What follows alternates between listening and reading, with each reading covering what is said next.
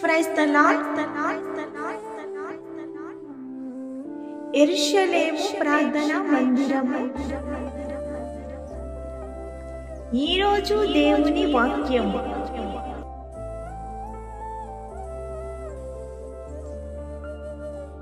నేను ఆపదలలో చిక్కబడి ఉన్నాను, నీవు నన్ను బ్రతికించెదవు.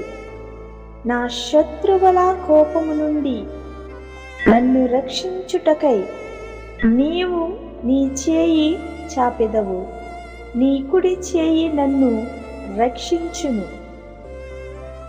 138వ కీర్తన 7వ వచనం. సంఘ కాపరులు ఎన్ డేవిడ్ రాజ్ దీవెన. God bless you all.